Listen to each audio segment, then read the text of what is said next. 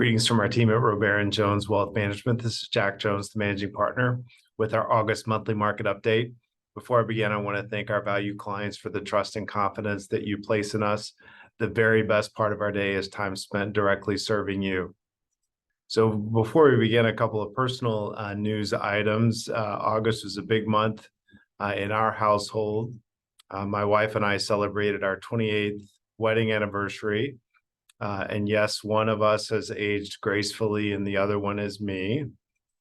We will also, in about a week, be making the trip to College Station to drop off our oldest, who begins studying civil engineering in about a week. So a busy August for us. It was great to see many of you at our July quarterly investment forum. We had over 100 attend.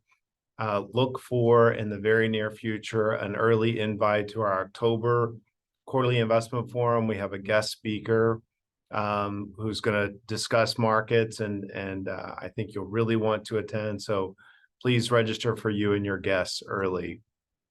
So still a lot going on. So we're going to try to look at a few of the items shaping markets. First of all, just kind of where markets are. As of the first week of August, the S&P is trading at about 4,500, up for the year, still a little bit below where we were at high of January of 2022. What this means is that valuations are now a little stretched.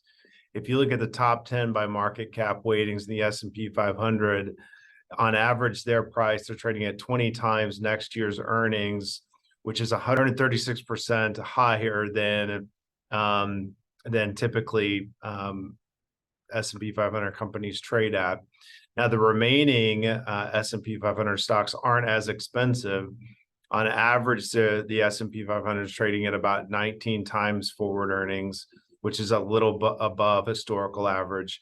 Another thing that we're watching very carefully is the weight and market cap of the top 10 stocks versus their earnings contribution. And you see a disconnect there. While on the one hand, their weight by market cap is 31%, their contribution to future earnings is only 21%. So that's something that we're keeping a close eye on. We have seen a broadening market rally. We talked about this in the forum in the last video. This is a look at kind of from in May of 2023, the top 7 stocks were contributing 97% of the return.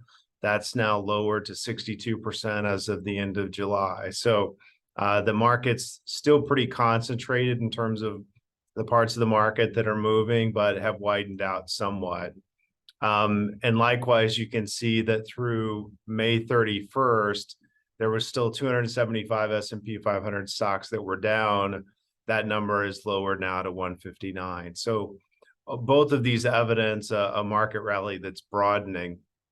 In other news, for the first time since 2011, a major rating agency, this being Fitch, downgraded the U.S. debt from AAA plus or to AA plus from AAA. So far, the markets are kind of shrugging this off. But again, this is something to pay close attention to. The most recent jobs report was a good number, again, following a pattern of not too good and not too bad, meaning just under 200,000 jobs added, unemployment rate sticking at 3.5%, wage growth on an annual basis at 4.4%. Is enough to be positive, but without being too much, so that the Fed has a lot more work to do. We'll talk about that more in a second. You do still have this disconnect as of June, 10 million open jobs. So you do still have a labor market that, while unemployment is low, there's a lot of job openings. As it relates to growth in the economy, the most recent quarter has the GDP up 2.4% annualized. So the long-awaited recession has not happened as of yet. It doesn't mean that it won't, but the economy still remains growing. The last 4 quarters of growth: 3.2, 2.6, 2.0, and 2.4. Now, we know that the consumer drives 70% of the economy. So let's take a look at how the consumer is faring. You'll see one of the markers we talk about a lot is the debt service ratio of the consumer. So what this measure shows is that 10% of disposable income is spent in service of debt, and you see that's ticked up pretty dramatically. A lot of that is due to interest rates being higher, so cost of debt is higher. And this is a direct impact here, which shows that on both autos and credit cards, between 6.5% and 6.9% of those loans are delinquent by more than 30 days. And you see that that trend is to the upside.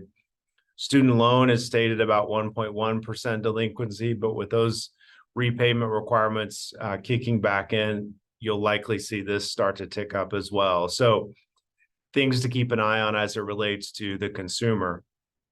Also, this peak excess savings at $2 trillion is starting to be burned off and is expected to be burned off almost completely by the end of the year. So that's another area to keep an eye on as it relates to the consumer. Talk about inflation now in a second. Just first of all, some definitions, just so you know, the CPI, which was posted this morning as we record this video, was 3.2. Core excludes food and energy. So everything that is CPI minus food and energy is where you get core. So that being said, CPI is running at 3.2, slightly below expectations, so that's good. 4.7 is where core is. However, being at around 3, we're still quite a bit away from the Fed's 2% inflation target. So just something to keep an eye on, but clearly heading in the right direction from a peak in June of last year. Now, as it relates to inflation, the Fed has aggressively raised rates after kind of saying that inflation was either non-existent or transitory. Now the Fed has aggressively raised rates, most recently 25 basis points in July. The expectations as of right now is that the Fed will pause at the next rate hiking cycle.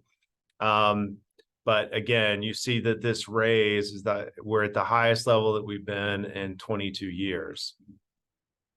Now, if we look at the time frame on average between the last rate hike and the first cut, on average going back to 94, it's been 10.5 months. So just something to keep an eye on. And as it relates to returns following the last interest rate hike, again, we don't know if we're there yet, but we're clearly closer to the end than the beginning. If you look at the average 12 months in stocks and bonds after the last rate hike, it's very positive for both.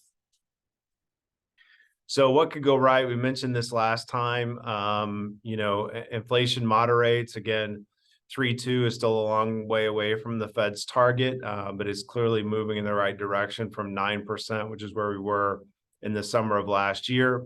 That a recession is delayed, so continues to be further out and is perhaps milder than markets were anticipating. The market performance widens. We've started to see that. We talked about that earlier. Employment continues to be right around that 200,000 number, with the unemployment rate being reasonable, not too hot or too cold.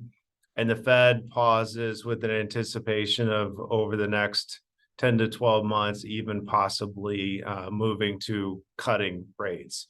So those are some of the things that could go right. Obviously, there's things that could go wrong, both things that we know and things that we don't. But these are some of the things that could go right in the last few months of the year.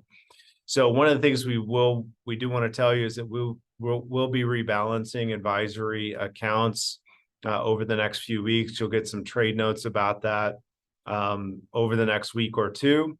Portfolio rebalancing, first of all, it brings portfolios back into a targeted allocation. So the parts of your allocation that have done well are typically sold.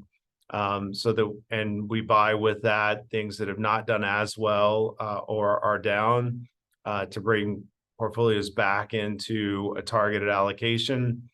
But it also allows us to have preference about our views in the market, whether that's overweight cash, a preference to domestic versus international, small versus large cap, those kind of things. So you'll get detailed trade notes about that in the near future. We encourage you to contact us. None of this is a substitute for talking about how all of these things that we've talked about apply to you directly. So please leave no question unanswered. Please reach out to us and ask us any question that you may have. We're here to serve you. So with that in mind, we'll close. Again, we want to thank you for the trust and confidence that you place in us. We hope to see you at our October forum, if not before. Until we see you again, be well and take care.